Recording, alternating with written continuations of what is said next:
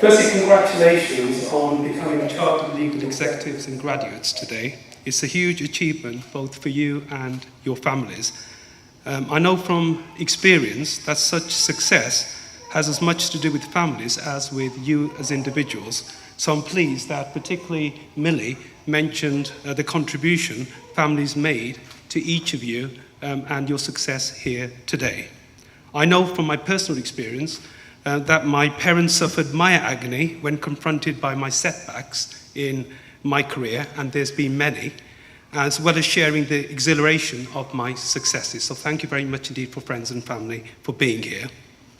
Now, when I was asked to come and give a speech at this event, I jumped at the chance. And the reason for that is that the Chartered Institute of Legal Executives is an organization that is close to my heart. And it's for one very simple reason.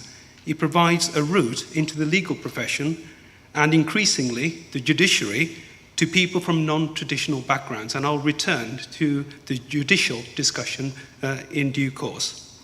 Why is that important to me? Well, I'll tell you something about myself, and I'm sorry if it's personal. I'm the son of Sikh peasant farmers from Punjab in India. I was unable to speak, write, or read English until the age of 6. So when I started school, I had that disadvantage from day one. My father was a forklift truck driver. My mother was a sewing machinist. I went to a state school where the definition of success was not having received a criminal conviction by the age of 14. Not only was I the first member of my family to attend university, but I was the first member of my family to attend college. I began my career in a small set in a small city called Stoke-on-Trent. At that stage, I undertook low-paid, public-funded work, and my wife, who's here today, was with me during that journey. I ended up in the largest set of chambers in the country doing insurance litigation work, and I was quite impressed when I discovered one of the council members is now working for a firm that used to instruct me. I was appointed a district judge in 2014, so nearly 4 years ago, and then a circuit judge 11 months ago in November of 2016. However, I don't feel, even now, I'm still the polished product. So even though I'm from a non-traditional background, there's still that element, perhaps, of catch-up for me to do. And an example is recently, another judge told me he had lambasted a lawyer who had drawn up an order. And I asked him why, and he replied, the lawyer had committed the cardinal sin of ending a sentence with a preposition. And I asked the obvious question many state-educated people from non-traditional backgrounds, such as myself, would ask, what is a preposition? Now, what are the challenges of entering an establishment profession from a non-traditional background? Well, let me give you an example. During pupillage interviews, I would be asked the question, have you ever been subjected to racial discrimination?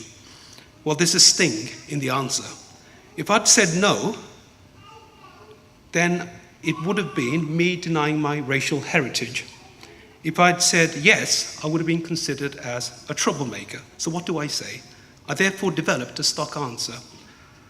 I said, well, actually, yes, I have indeed very recently been the subject of racial discrimination, and that's when I was asked a question about my race that no white person would have been asked. Now, how does one overcome adversity? Well, the simple way and the most effective way is by constructing a mindset that you are as good as, if not better, than those entering from a traditional privileged background. And again, let me give you an example. When I went for my circuit judge interview last year, I walked from Blackfriars Station in London to the JAC, the Judicial Appointments Commission offices in Petty, France. When I left the station, I thought to myself, am I good enough for this job, considering my background? Because I'm competing against Oxbridge, Russell Group, candidates, people who have been in big city firms, been very established chambers for many, many years from the word go. I began my walk, and the walk took 20 minutes. Do you know what happened by the time I got to Petty, France, where the interview was due to take place? My mindset was that they will be lucky if they offer me the job if I accept. But that's enough about me. How about you guys who are here today, the people that really matter? What does it mean to be a chartered legal executive nowadays? It's every bit as good as being a solicitor or barrister. It's no longer the poor relation of the two more established, and I put the word established in quotation marks, legal professions. Therefore, let me give you an example of what you can do. Firstly, as newly qualified fellows, you can look forward to careers as independent practitioners, advocates, partners, coroners, judges, or indeed running your own firms.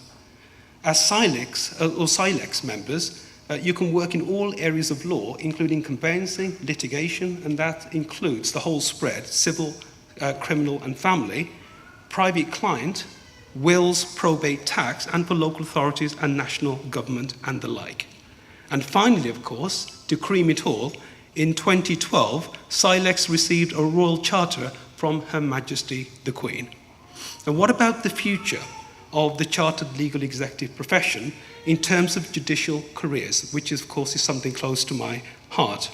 At the moment, all posts at district judge level are open to fellows of the Institute.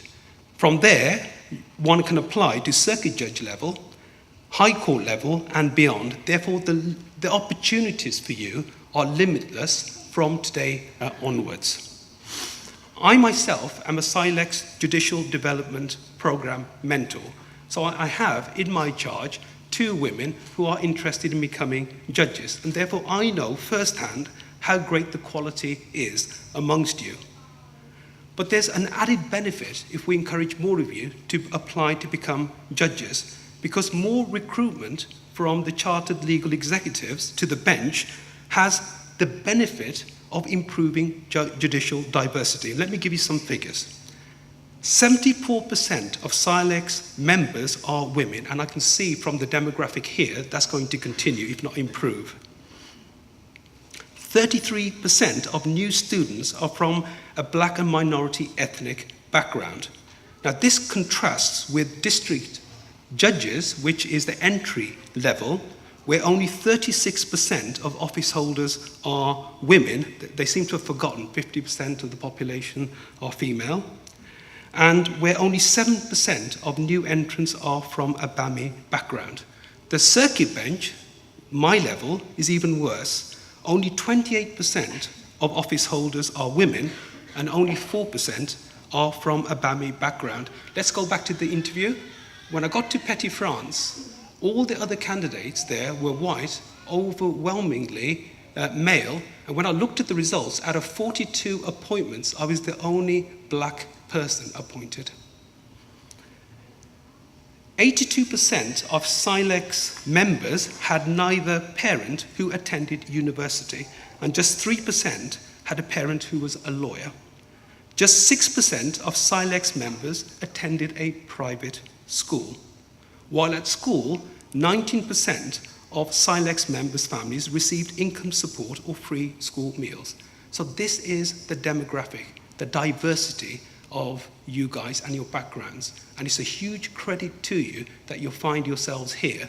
And it's important that you find yourselves on the judicial benches in due course, because that's a great way of improving diversity. Therefore, when you leave this venue today, consider yourselves as being at the cusp of greatness. Today, you are first-class lawyers. Tomorrow, you are potential judges of the Supreme Court who will help bring down walls and build bridges to enrich the diversity of the judiciary.